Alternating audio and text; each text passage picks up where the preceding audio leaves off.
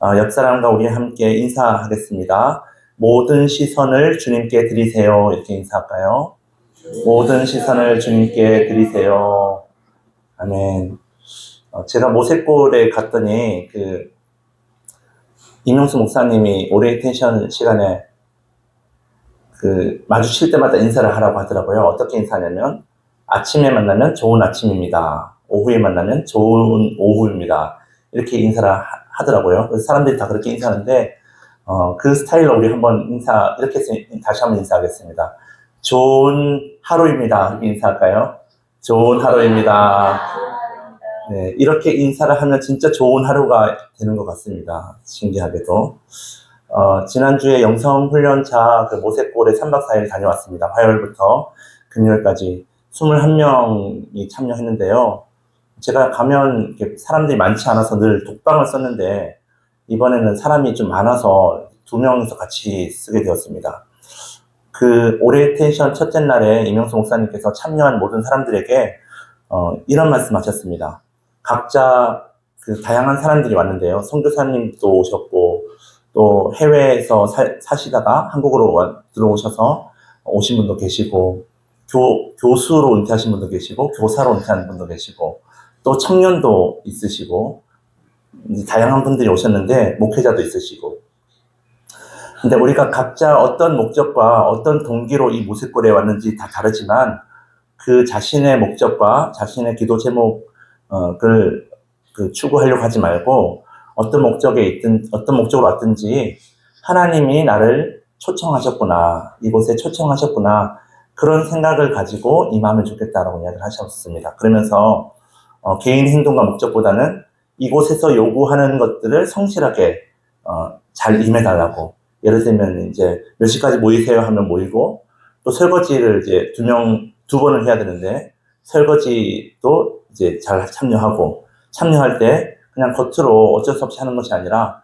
마음으로 참여해달라, 그렇게 이야기하셨습니다. 마음으로 참여할 때에 이 과정들이 도움이 되고 또 은혜를 받을 수 있다, 그런 말씀하셨는데 그 한마디 말이 이제 마음에 열리더라고요. 저에게 와닿았습니다. 어떤 말이냐면 마음으로 참여해라, 마음으로 해라. 그 말이 참 마음에 와닿습니다. 모든 것에 적용할 수 있는 것입니다. 예배를 드릴 때도 마음으로 예배 드리고, 집안일을 할 때도 마음으로 집안일을 하고, 책을 읽을 때도 건성을 보는 것이 아니라 마음을 다해서 저자가 어떤 의도로 썼는지 마음을 다해서 한다면 그 안에 보물을, 또 그 안에 귀한 진주를 발견할 수 있을 것입니다. 그래서 제가 그 말을 참 마음에 이렇게 새기고 첫째 날 저녁 모임이 끝나고 기도를 했는데요. 하나님께서 나를 이곳에 부르신 목적을 발견했습니다. 어떤 목적이었냐면 하나님과 함께하는 여정을 내가 이론적으로만 알고 있었는데 정말 이것을 해야겠다라는 그런 결단할 수 있도록 결단하도록 나를 부르셨구나라는 것을 깨닫게 되었습니다. 제가 성산중앙교회 담임 목사로 부임해서 사역한 지 만 2년이 되지 않았는데요. 그런데 교회 사역 외에도 담임 목사가 되다 보니까 활동이 참 많더라고요. 노회도 그렇고 그 밖에 여러 가지 외부 모임들과 참 일들이 많아서 적응하느라고 또 여기저기 이제 참여하느라고 정신없이 다니다 보니까 에너지를 참여하면 공급을 받아야 되는데 저는 이제 I라서 여러 사람이 모인 곳에 가면 에너지가 뺏깁니다. 그래서 저도 모르게 소비가 많이 되었던 것 같습니다. 그리고 지칠 때도 있고 또 버겁구나라는 생각도 좀 들었는데요. 그런데 그 이유가 하나님과 함께 하지 않았기 때문에 내 힘으로 뭔가 해보려고 하다 보니까 힘들었구나라는 생각을 하게 되었습니다. 그래서 이제는 하나님께서 나에게 원하시는 것이 무엇인지 그 하나님과 함께하는 여정을 실천하기 위해서 하나님께서 나를 왜 이곳으로 부르셨는지를 깨닫고 그 하나님과 함께 하루하루를 살아가기 위해서 제가 결단한 것이 있습니다. 일기 쓰는 겁니다. 영성일기. 여러분도 한번 시도해 보세요. 제가 대학교 때 좀 쓰다가 이제 결혼하고 나서는 거의 안 썼는데 다시 그 마음을 주셨습니다. 일기를 쓰면서 하나님을 생각하고 하루를 하나님께 이렇게 돌아봐야겠구나는 생각을 하게 되었습니다. 그래서 저는 이번 모세골이 저의 인생의 터닝 포인트 같은 그런 시간이었습니다. 그리고 우리 성도님들이 매 주일마다 이곳에 오셔서 예배를 드리시는데 이 예배가 매 주일마다 드려지는 이 예배가 우리의 어제보다는 오늘이, 지난주보다는 이번 주가 좀 더 나아지는 그런 터닝 포인트의 그런 예배가 되었으면 좋겠다는 생각이 들었습니다. 그냥 은혜 받고 돌아가는 것이 아니라 이 예배를 통해서 하나님이 나에게 주시는 것이 무엇인지, 나에게 원하시는 그 하나님의 뜻이 무엇인지를 생각하시고 또 그것을 가지고 기도하셔서 실천하셔서 여러분의 삶이 조금씩 하나님이 원하시는 삶으로 변화되고 또 하나님을 인격적으로 만나는 그런 삶의 예배를 예배자로 살아가시는 저와 여러분 되시기 바랍니다. 네, 저기 사진은 그냥 참고하시라고 모세골 사진입니다. 저기 여러분 보시기에 맨 위쪽에 사진은 그 묵상동산인데 레버런스라는 건데 미궁이라는 뜻입니다. 미로는 여러 가지 길이 있어서 가다 보면 막히지만 저 미궁이라는 저 길은 한 길입니다. 계속. 그래서 뭔가 가까워질 것 같지만 멀어지기도 하고 뭐 이런 식으로 좀 인생을 돌아보면서 기도하는 그런 시간이 저기서 가졌는데요. 묵상동산이고 그 옆에 거는 이제 강의를 들었던 코이노니아실이고 그 옆에는 식당입니다. 여러분 혹시 나중에 뭔가 좀 기도 제목이 있거나 어떤 인생에서 중요한 결정을 해야 되거나 아니면 쉼과 힐링이 필요하시다면 저 모세골에 가시면 밥이 너무 맛있더라고요. 우리 교회도 맛있지만 밥이 너무 맛있어서 엘리야가 이 돌봄을 받을 때에 하나님께서 이렇게 엘리야를 돌보신 것처럼 나를 돌보시는구나라는 것을 느낄 수 있었습니다. 그 밑에 사진은 이제 채플실이고요. 그리고 가운데는 모세골 들어가는 이제 그 초입 인포메이션 장소고 그 옆은 십자가를 만들었던 목공실 분위기입니다. 네. 오늘 본문 말씀 보겠습니다. 우리 1절 말씀 같이 한번 읽어보겠습니다. 시작. 그 후에 모압 자손과 암몬 자손들이 마온 사람들과 함께 와서 여호사밧을 치고자 한지라. 아멘. 역대하 20장 1절인데요. 그 후에라고 이제 시작을 하죠.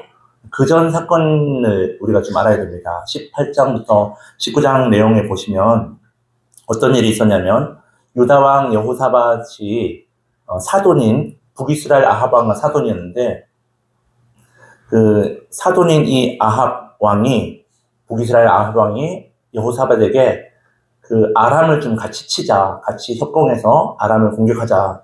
그래서 길르앗 라못에서 전투가 벌어집니다. 근데 이 전투에서 협공을 했는데도 아랍이 훨씬 더 강대국이었나 봅니다. 그래서 그 자리에서 이 아합 왕은 죽고 여호사밧은 겨우 목숨만 부지하고 예루살렘으로 돌아오게 되죠.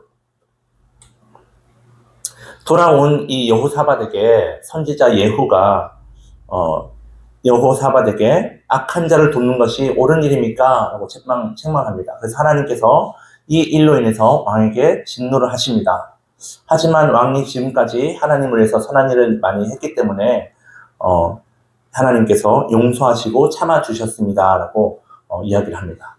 그 이야기를 듣자 이 여호사밧이 전쟁에서 패했으니까 이제 다시 또 싸우게 되면 이길 수 있도록 군사력을 더 보강하거나 더 그쪽으로 이제 집중해야 되는데 그러지 않고 하나님이 진노하셨다, 하나님이 이번에 용서해 주셨다는 말을 듣고 자신의 그 중심을 어떤 무력이라든지 나의 힘이 아니라 하나님과의 관계, 또 하나님 기뻐하시는 일이 무엇인지를 생각하고 그 일들을 하게 됩니다.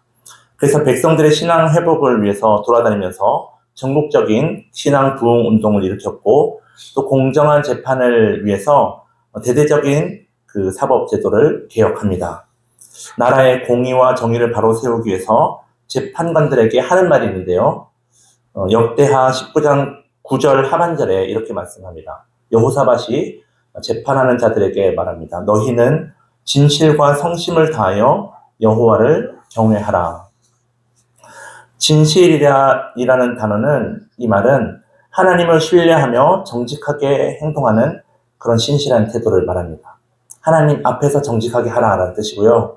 성심은 나뉘어지지 않는 온전한 마음을 말합니다. 그리고 경외는 감정적인 두려움이 아니라 그 하나님의 뜻에 순종하고 죄를 멀리하는 삶의 태도를 말합니다. 이 구절을 이제 의역을 해보면 어떤 상황에서도 흔들리지 않는 정직함과 두 마음을 품지 않은 온전한 마음을 가지고 하나님을 존중하며 하나님의 뜻에 순종하는 삶을 살아라. 재판관들에게 그것을 요구를 하였습니다. 이렇게 백성들의 신앙 회복과 또 나라의 공의와 정의를 바로 세우는 아주 중요하고 또 아주 귀한 일들을 이 여호사밧이 시행을 하였는데 그 결과 어떻게 되었을까요? 하나님이 그래 잘했다 하고 복을 주셔야 하는데 전쟁의 위기가 다시 찾아오게 됩니다. 1절에서 우리가 보신 것처럼 모압과 암몬과 또 마온 사람들이 함께 이 여호사밧을 치려고 온 것입니다. 지도를 한번 보시면 잘 보이시는지 모르겠습니다.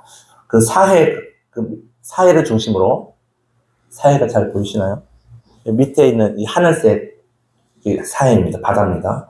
그 사해를 중심으로 동북 쪽에는 암몬이 있고 그 밑에는 이제 모압이 있습니다.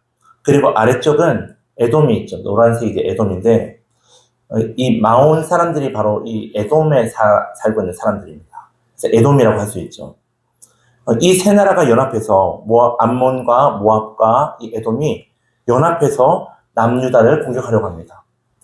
아람과 싸워서 지금 이제 국력이 많이 이 군사력이 많이 쇠퇴하고 지금 보강해야 하는데 많은 병사들이 죽었고 또 무기도 새로 이제 보강을 해야 되는데 정신없는 이 틈에 지금 세 나라가 연합해서 쳐들어오려고 하는 것이죠. 2절 말씀을 같이 한번 읽어보겠습니다. 시작. 어떤 사람이 와서 여호사밧에게 전하여 이르되 큰 무리가 바다 저쪽 아람에서 왕을 치러 오는데 이제 하사손 다말 곧 엔게디에 있나이다 하니 평온하던 이 유다에 새로운 개혁의 바람이 불고 있는 이 중요한 시기에 갑자기 큰 무리가 닥치죠. 그런데 본문에 보면 2절에 보면 아람에서 왕을 치러고 온다. 아까 조금 전에 우리가 지도에서 봤을 때는 이 암몬과 모압과 에돔 이 세 나라가 연합해서 쳐들어왔죠. 1절에서도 그렇게 말을 했습니다. 근데 2절에서 갑자기 왜 아람이 또 나올까요? 그러면 이 아람까지 포함해서 네 나라가 공격을 하는 것일까요? 저도 히브리어 잘 모릅니다만 이제 찾아봤더니 저 아람이란 단어와 에돔이란 단어가 딱 한 끗 차이로 되게 비슷하게 생겼습니다. 그래서 고대 이 성서학자들은 고대 서기관들이 성경을 다 일일이 보고 뺏겼는데 조금 시력이 안 좋은 사람이 보고 뺏겼는지 이것을 잘못 뺏겨서 에돔이라고 적어야 되는데 아람이라고 잘못 표기를 했다라고 학자들은 이야기합니다.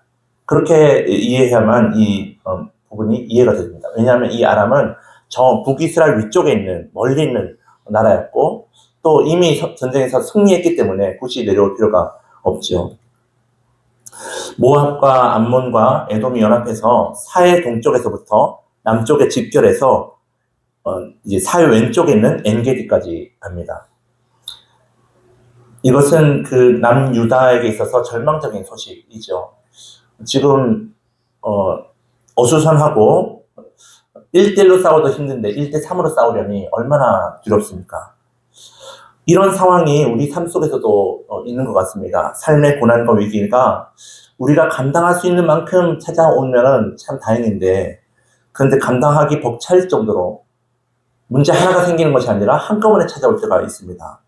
열심히 신앙생활하고 또 교회도 열심히 잘 나가고 예배도 잘 드렸는데 하나님을 잘 믿었는데 가정에 안 좋은 일이 생깁니다. 또 경제적으로 큰 어려움을 당하기도 하고 또 나의 건강도 잃어버리게 된다면 얼마나 심리적으로 힘들까요? 그런데 여호사밧은 이런 수준을 우리가 겪게 되는 이런 수준을 넘어서서 수많은 사람들의 생명과 나라 전체의 그 존폐의 위기를 이 전쟁을 통하여 겪게 되는 것이죠. 그래서 이렇게 이야기합니다. 3절 말씀을 같이 한번 읽어보겠습니다. 시작. 여호사밧이 두려워하여 여호와께 낯을 향하여 간구하고 온 유다 백성에게 금식하라 공포하네. 여기서 두려워하여라는 이 단어는 잘 아시는 단어입니다. 야레라는 단어인데요. 경외하다라는 뜻으로도 해석이 되는데 극심한 공포와 생명의 위협을 느끼는 본능적인 두려움입니다. 그냥 거룩한 두려움이 아니라 여기서는 본능적인 두려움입니다. 죽겠구나라는 그런 이제 두려움이죠. 모압과 암몬과 에돔 이 세 나라가 유다를 치려고 엔게디까지 쳐들어왔습니다. 지도를 한번 보시면 그 엔게디라는 곳은 좀 크게 이제 저기 돼 있는데 이 사해 바로 사해에 딱 붙어 있습니다. 그러니까 이렇게 동쪽에서부터 남쪽으로 쭉 와가지고 왼쪽으로 이제 지금 공격해 들어가려고 하는 거죠. 포위를 한 겁니다. 그리고 예루살렘에서 이 엔게디까지 거리는 40km 정도밖에 되지 않습니다. 그러니까 이제 몇 시간 뒤면 금방 이제 전쟁이 일어나게 되고, 그럼 금방 이제 아무리 예루살렘이 높은 곳에 있다 할지라도 한꺼번에 계속 쳐들어오면 무너질 수밖에 없지요. 이런 소식이, 이 적들이 엔게디까지 왔습니다. 엔게디에서 우리를 향해 공격해오고 있습니다. 라는 소식 들었을 때 얼마나 가슴이, 심장이 덜컥 내려앉는 그런 공포를 느꼈을까요? 그런데 이 여호사밧은 이 큰 위기 앞에서 어떻게 이것을 극복했냐면 이 3절에서 단계적으로 이제 말씀하고 있습니다. 첫 번째 반응은 두려워하였다라고 말합니다. 그는 자신의 권력을 내세우거나 또 전문가의 도움을 바라지 않았습니다. 전문가를 찾아서 전쟁 전문가를 찾아서 어떻게 하면 좋을까라고 사람들과 의논하지 않았습니다.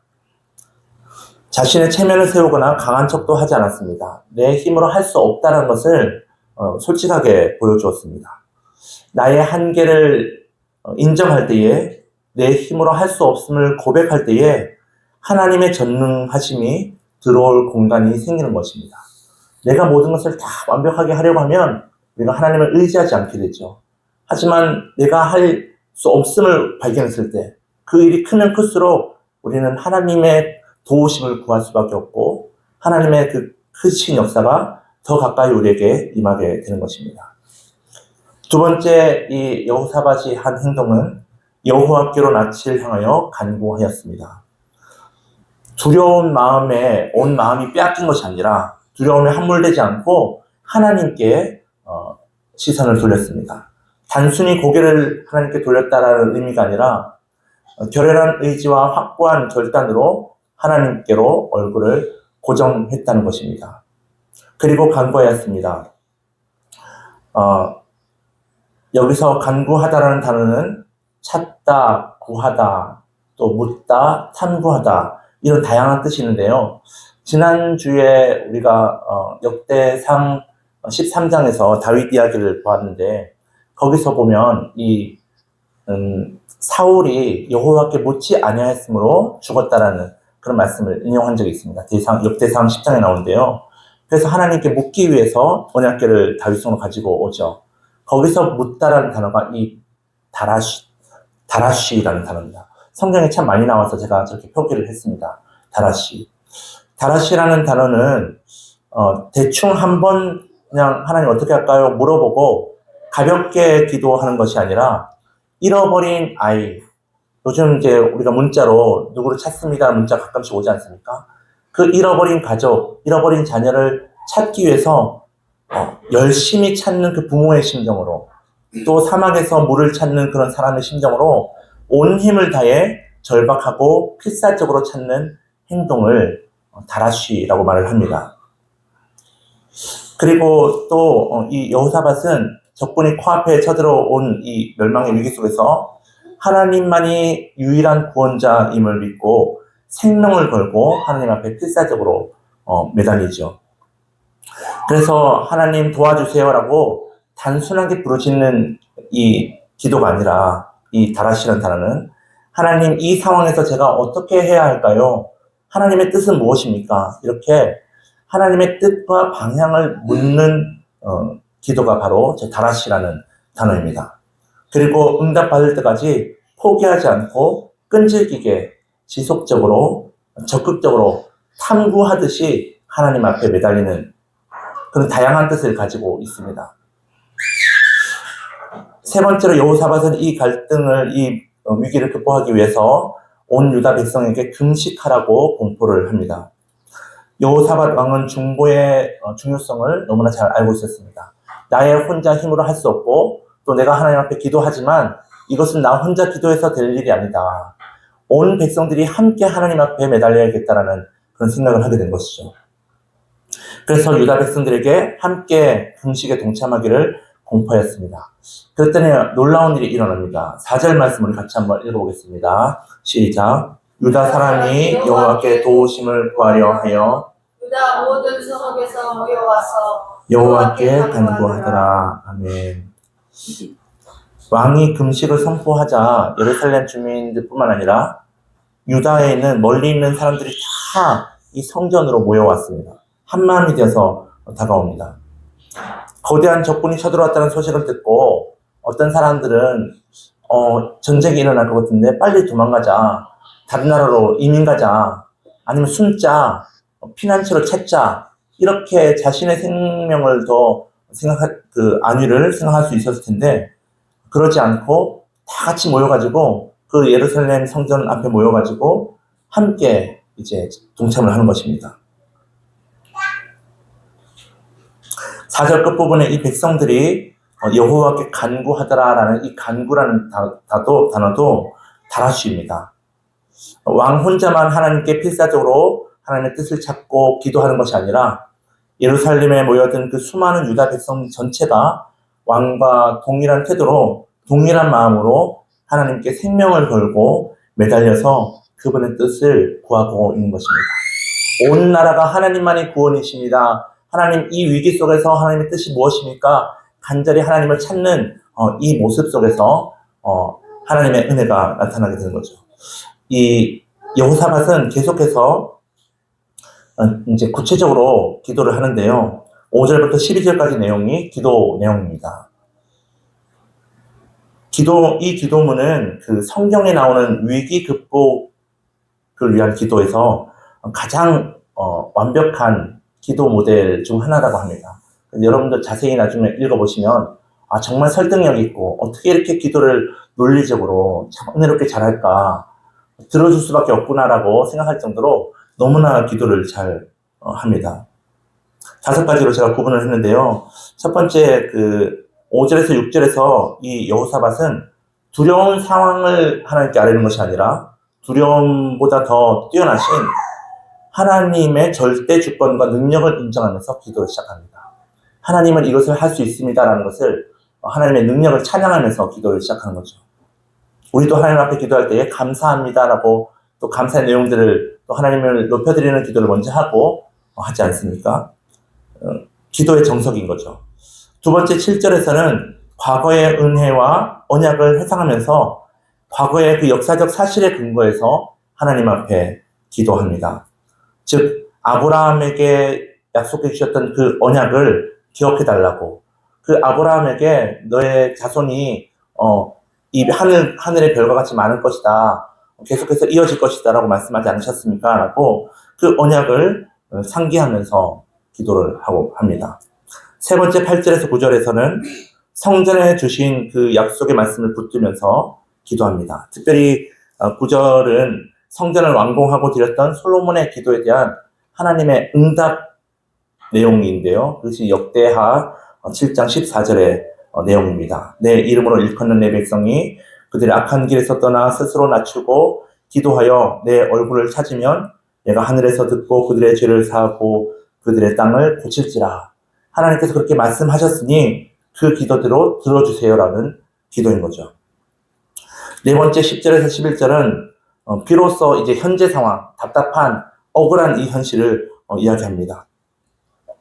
과거에 하나님께서 말씀하셔서 이 모압과 암몬과 에돔을 멸망시킬 수 있었지만 멸망시키지 않고 그냥 풀어줬는데, 그런데 이제 이 적군들이 은혜를 원수로 갚고 있습니다. 그래서 하나님께서 주신 이 기업을 빼앗으려고 합니다. 하나님의 소유권을 빼앗으려고 하는 그런 이제 하나님께 대한 도전입니다라고 이야기를 하고 있는 거죠. 마지막 그 12절 말씀이 이제 기도의 결정인데요. 12절 말씀 우리 같이 한번 읽어보겠습니다. 시작. 우리 하나님이여 그들을 징벌하지 아니하시나이까. 우리를 치러오는 이 큰 무리를 우리가 대적할 능력이 없고 어떻게 할 줄도 알지 못하였고 오직 주만 바라보나이다 하고, 지금까지 논리적으로 기도했던 이 여호사밧은 이 모든 상황을 타개할 군사력도 없고 또 이것을 해결할 수 있는 어떻게 해야 할지 전략도 계획도 없습니다라고 자신의 그 모습을, 상태를 솔직하게 인정하면서 기도합니다. 그리고 오직 주만 바라보나이다라고 기도합니다. 근데 히브리어 원문에 보면 바라보다라는 단어가 없습니다.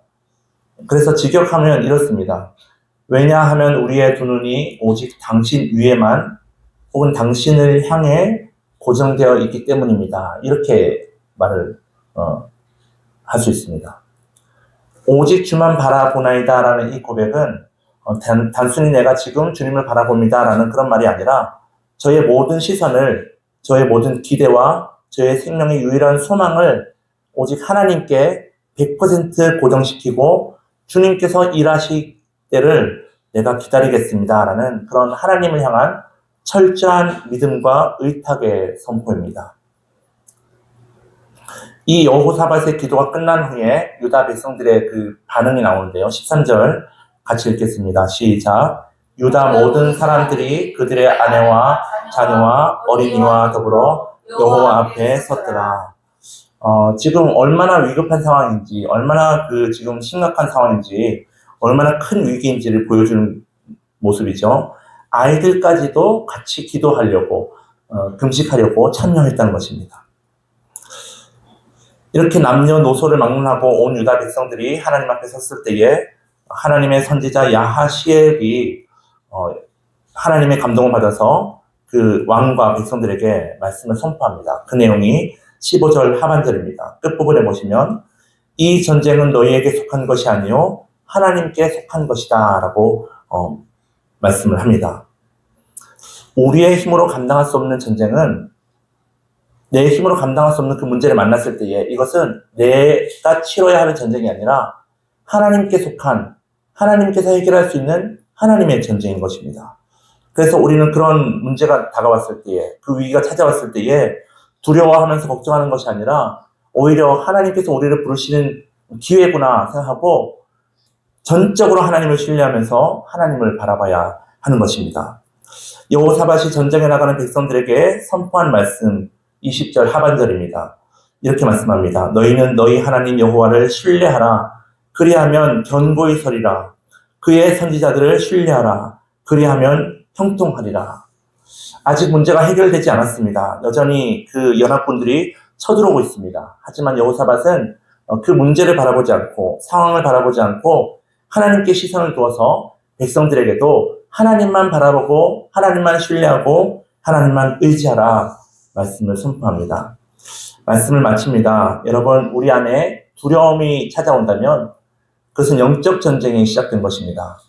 우리의 힘으로는 보이지 않는 이 영적 전쟁에서 우리가 이길 수 없습니다. 우리가 문제를 바라보지 않고 시선을 주님께 돌릴 때, 시선을 하나님께 고정할 때에 그 문제는 하나님의 기적을 담는 그릇이 될 것입니다. 모든 시선을 주님께 드릴 때에 하나님의 일하심을 보게 될 것입니다.